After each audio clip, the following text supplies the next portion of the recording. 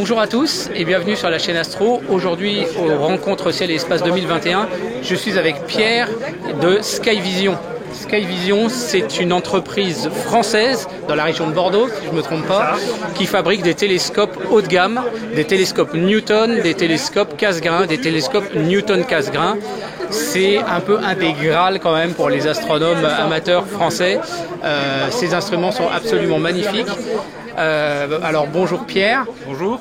Est-ce que tu peux nous présenter en quelques mots Skyvision, son histoire? Skyvision, en quelques mots, c'est plus de 15 ans d'expérience dans la fabrication d'appareils optiques. Commencé par la passion de 2-3 personnes et qui a perduré à travers le temps pour arriver aux appareils que nous présentons aujourd'hui. Donc ici, on a 15 ans de connaissances, d'accumulation d'expérience sur la fabrication des télescopes. Alors effectivement, il faut le rappeler, les télescopes en fait, c'est des instruments de très très grande précision. Alors il y a déjà la question de fabriquer un miroir, ça on va en parler. Il y a la question de fabriquer une structure, c'est pas donné à tout le monde de faire une structure.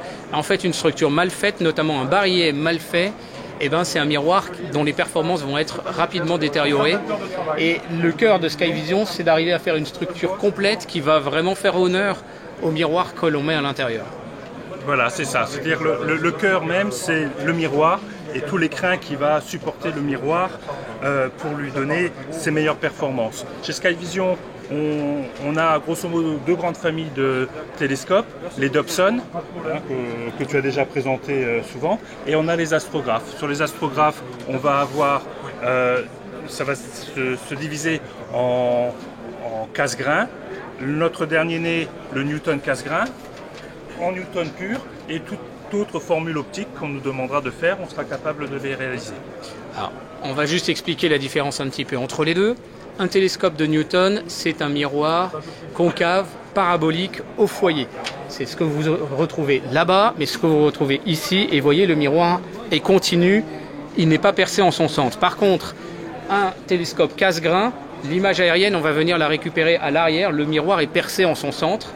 Et en fait, la différence entre les deux, finalement, c'est juste le fait qu'il soit percé parce que les deux sont des miroirs concaves paraboliques. Après, le Newton Cassegrain, c'est l'association des deux. En fait, on a un porte-oculaire qui est situé de l'autre côté et on mettra un miroir plan pour l'utiliser comme un miroir, un télescope de Newton. Avoir le miroir percé ne posera pas de problème puisqu'en fait, on est masqué par le miroir secondaire tout simplement. Quand on va l'utiliser en configuration Cassegrain, on va simplement remplacer le miroir secondaire par un miroir, cette fois, convexe. Alors, je ne sais pas quelle est la formule précise optique au niveau de hyperbolique convexe. Et l'image aérienne, elle va venir passer au centre et on va la récupérer à l'arrière. La grande force de ce télescope, donc Newton Cassegrain de chez Skyvision, c'est justement l'opération de remplacement, de changement du miroir qui se fait sans perte de collimation et en 2-3 minutes chrono. Même pas. Même pas. Est-ce que tu peux nous montrer juste rapidement? On va l'incliner. Hop. C'est comme ça. Voilà. Ça mérite à être vu. C'est là où on voit la qualité du travail de précision justement d'une entreprise. Donc sur la famille des Newton Cassegrain qu'on a là, on a un moyeu, on va dire, qui est partagé sur toute la gamme. On a une arrivée d'électricité qui se fait à travers la branche d'araignée. On a le système de fixation. C'est carrément inséré dedans. Oui, c'est inséré dedans. Là, tu peux montrer là, on voit le fil là. C'est inséré dans la branche d'araignée, ce qui fait que ça ne va pas générer en fait d'aigrette supplémentaires, disgracieuses, etc. Exactement. Là aussi, c'est le petit souci du détail. Voilà. Ici, on a un petit système très simple de fixation. On appuie pour le déclipser. On va pouvoir retirer le miroir de cette façon. Vis imperdable pour éviter de la faire tomber sur le miroir primaire, c'est toujours ça de gagner. Et ici, on a notre système donc de collimation en mémoire de forme. Voilà. Magnifique, très très belle usinage. La collimation se fait par ces trois vis ici. Lorsqu'on pose. Donc elle se fait à travers là. Voilà.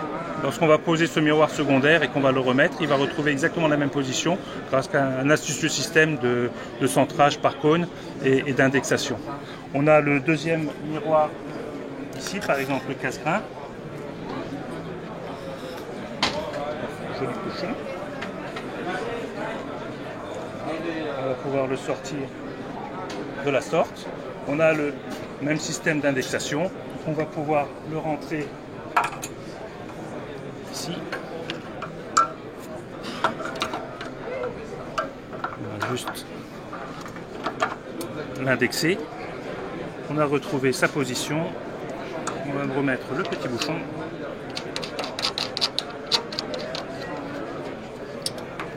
On peut rebrancher la résistance chauffante et on est parti.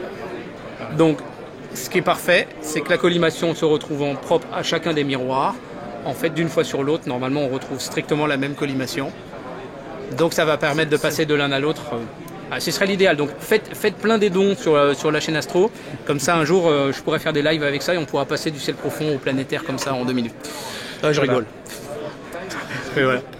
Alors du coup, bien évidemment, l'âme d'un télescope, ce sont ces miroirs. Ce que je vous propose, c'est de voir avec Michel qui taille et polit ces miroirs, justement, un petit peu comment il travaille, vous faire un petit peu une idée du niveau d'expertise qu'il y a chez Skyvision. Ok, donc nous sommes avec Michel. Michel, c'est un petit peu l'âme de Skyvision parce que c'est lui qui fait finalement le cœur d'un télescope, c'est-à-dire les miroirs. Alors Michel, on a ici un miroir de 600 mm de diamètre, c'est toi qui l'as fait. 600 mm, ouais. Est-ce que tu peux nous dire un peu qu'est-ce qui fait la particularité justement de tes miroirs? C'est le travail qui est réalisé, donc on le met en forme, on le parabolise pour qu'il soit bon pour son foyer. Vous avez une image ponctuelle de l'étoile de quelques microns de diamètre. Et donc la particularité, c'est qu'on puisse le passer ensuite sur un banc de contrôle pour mesurer vraiment les défauts qui ressortent à sa surface. Donc on essaye de le garantir, nous, avec des défauts inférieurs à 30 nanomètres RMS sur toute la surface, avec tous les défauts compris, ce qu'on peut voir sur les bulletins de contrôle qui sont fournis avec les miroirs. Donc ça, c'est des bulletins qui sortent du Shakerman. C'est un réseau de micro-lentilles. Voilà. Donc il y a environ une quarantaine de micro-lentilles par diamètre. Donc au carré, ça représente à peu près 1600 points sur une surface d'un miroir. Voilà. Ça nous dit quelles sont les parties qui sont trop en avant de la parabole théorique, les parties trop en arrière. Voilà, on va quand même expliquer juste le truc pour ceux qui nous regardent. Un miroir, la forme de sa parabole se joue à quelques nanomètres près. Et en fait, ça va être responsable de la qualité du front d'onde qui va ensuite aller vers l'image aérienne, former cette image aérienne qu'on va observer, qu'on va photographier. Bien évidemment, on comprend que s'il y a une zone du miroir qui est trop haute ou trop basse, alors on va raisonner de deux façons. Si on raisonne au niveau photonique, le photon va venir se réfléchir sur la surface du miroir, mais ne va pas aller au bon endroit sur l'image aérienne. Et puis aussi au niveau du front d'onde, aussi ça c'est plus complexe à comprendre. Toi tu sais l'expliquer, pas moi. Mais ce que je veux dire, c'est que la forme de la parabole du miroir se joue à quelques nanomètres près, et c'est ça qui joue vraiment du tout au tout sur la qualité finale de l'image. Ouais, c'est ça, en gros, c'est ça. Ouais. Il faut que tous les rayons en provenance du miroir arrivent dans un cercle de quelques microns de diamètre au niveau de l'oculaire. Exactement. S'ils sont en dehors, l'image va être soit floue, soit il y aura des défauts qu'on appelle des astigmatismes, des coups d'aberration, tous les défauts qu'on peut trouver sur des miroirs usuels du commerce. Alors qu'on se rende compte un petit peu la quantité de travail que ça représente de faire un miroir, entre le moment où tu attaques l'ébauche à partir du disque de verre que tu as reçu et le moment où ton miroir est prêt à être illuminé, donc je sais que tu les envoies chez MCM, on connaît Alain Badoche, il s'écoule combien de temps? Alors je sais que tu travailles sur plusieurs miroirs en parallèle parce qu'on travaille, ça chauffe, donc il faut attendre que ça se refroidisse, on contrôle, on retravaille, etc. Mais au global, le temps de traversée global pour un miroir, c'est combien de temps? Tout va dépendre un petit peu du diamètre aussi. Oui, oui, carrément. Entre un 600 et puis un 300, il y a une légère différence. Donc ça peut s'échelonner sur un 600. On va prendre l'exemple d'un 600, il faut compter un bon mois de travail. C'est court, c'est relativement court déjà. Par contre, moi je les reçois, ils sont déjà ébauchés en fait. Ils ont déjà la forme. Je ne crade pas des gros défauts de verre. Moi je fais vraiment de l'affinage en fait. J'affine la surface, ensuite je la polis, et ensuite je la mets en forme parabolique pour que l'image soit bonne au foyer. Et par contre, ce qui prend du temps, c'est les contrôles. Oui. Donc là, il faut attendre que le miroir se stabilise en température pour pouvoir le passer sur le banc de contrôle. Exactement. Donc, autrement, Après chaque opération de correction. À chaque opération, c'est empirique en fait. Hein. Ouais. On travaille, après on mesure, on voit ce qui déconne, enfin, ce qui marche moins bien, et après on le repasse sur la machine et on recorrige les défauts. Donc En termes de le type temps. de verre, tu utilises du quartz, qu'est-ce que tu fais En règle générale, c'est du Suprax, Ouais. en règle de grande majorité. À faible on peut faire coefficient de du dilatation. quartz, on peut faire aussi du quartz et du zéro dur. Par contre, Ouais. le zéro dur, bon, c'est le principal inconvénient, c'est le prix, quoi, qui est un petit peu astronomique pour beaucoup. Quoi. Bon, Donc, c'est important de préciser que mais ça marche le très type bien. de verre qu'on utilise va avoir un impact sur la déformation du verre C'est surtout et au la niveau vitesse de mise en température et la mise dilatation en température, globalement. On va dire la qualité de la parabole dès le début de l'utilisation finalement. Donc un miroir en zéro dur, l'image sera pratiquement toujours stable. On peut sortir l'instrument pratiquement et l'observer tout de suite. Donc un miroir en Suprax, il faut attendre quand même, suivant l'épaisseur, il faut attendre quand même une demi-heure, une heure, suivant le delta entre la température intérieure et extérieure. Bah, merci pour tes explications. Bah, Et de je te rien. souhaite des beaux miroirs encore. Donc là, on a quelques petites images, là, des outillages et des mesures que tu réalises. Voilà, c'est très technique. Petite image du laboratoire. Mais là, il faut bien comprendre qu'on est à la fois dans de l'artisanat, parce que c'est fait à la pièce, c'est fait à la main, avec un contrôle par l'homme, mais en même temps, il faut comprendre qu'on est sur un travail hautement professionnel. Au niveau des moyens qui sont utilisés, au niveau de la rigueur, au niveau des contrôles, et on est sur le top du top, quoi, très clairement. Donc merci Michel. Alors Skyvision fait des instruments pour les astronomes amateurs, ça c'est le top, mais pas seulement. Voilà. Dans la gamme qu'on a développée là, au départ, c'était un besoin professionnel de certaines universités, d'autres clients qui ont un besoin de structures optomécaniques. Donc les développements qui ont fait sur la nouvelle gamme sont faits à partir de besoins professionnels qu'on a ensuite dérivés pour les amateurs. Donc on peut ici bénéficier en fait d'une expertise de développement qui base de calculs qui ont été faits pour des professionnels. Et c'est ce qui Tu peux fait nous qu'on a- montrer une application derrière là rapidement. Oui. Donc ça, c'est utilisé carrément par l'armée française pour faire des études de la haute atmosphère. Voilà, c'est ça. Donc ça, c'est un radar LIDAR, on va dire, donc de mesure atmosphérique, qui est composé de 9 télescopes de 500 de diamètre, tous parallèles, une émission et 8 réceptions. Et l'analyse des faisceaux laser va permettre de caractériser les couches d'atmosphère. On a ici d'autres télescopes qui sont faits pour des mesures atmosphériques de CO2, par exemple, ou d'humidité dans l'air, et d'autres qui vont être en utilisation de laboratoire. Voilà. Magnifique télescope, ce télescope casse-grain. J'ai pas vu beaucoup Voilà. de casse-grain de grand Non, diamètre, mais le c'est ça. casse-grain c'est quand même souvent considéré comme le Graal en fait pour la photo planétaire. Celui-là est en structure ouverte, donc une mise en température hyper rapide. Et effectivement, on a l'avantage, on n'a pas de lame de fermeture. On a un télescope avec une très faible obstruction. Et ça, c'est très important justement pour améliorer, pour avoir les meilleurs détails, le meilleur contraste en fait en photo planétaire. Souvent en planétaire, voilà, on utilisera plutôt du casse-grain plutôt qu'un Ritchey chrétien, parce que le Ritchey chrétien a une obstruction qui est plus importante. Et ça va avoir un impact effectivement sur les détails des images. Alors ce que je vous propose, c'est une petite interview de William. William Pélissard, qui a récemment acquis donc un télescope de 350, un casse-grain 350. Voilà, casse-grain 350 dont vous avez aussi entendu parler par Jean-Luc Dauvergne qui l'a testé et qui nous a sorti une photo de Jupiter assez impressionnante. Elle était flatteuse. Ok, alors j'ai le plaisir de vous présenter William Pélissard, dont le nom vous dit sans doute quelque chose parce que c'est quand même un astronome amateur chevronné dans la photographie planétaire. William, tu possèdes un Skyvision 350, donc de construction casse-grain. Qu'est-ce que tu peux nous dire sur cet instrument, un petit peu, ton retour d'expérience? Magnifique. Magnifique. Magnifique, facile d'utilisation, une optique hors du commun. Ouais. Bon, ça change, avant j'avais un C14, ça change un petit peu. Déjà, l'avantage qu'il a, c'est que on sait déjà que sur l'optique, on a quelque chose d'impeccable. Ouais.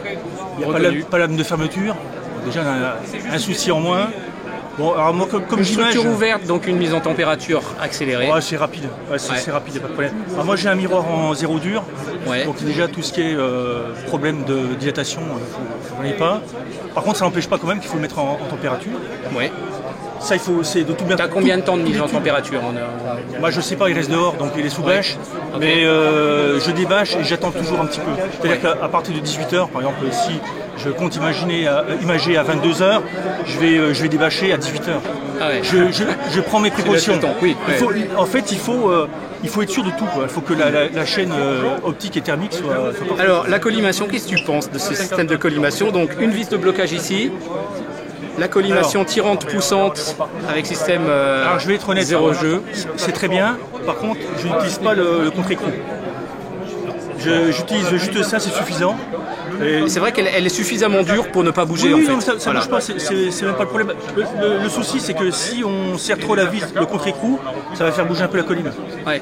Donc ça, c'est largement suffisant. Mais surtout, l'intérêt, Bah, pas l'intérêt- d'outillage.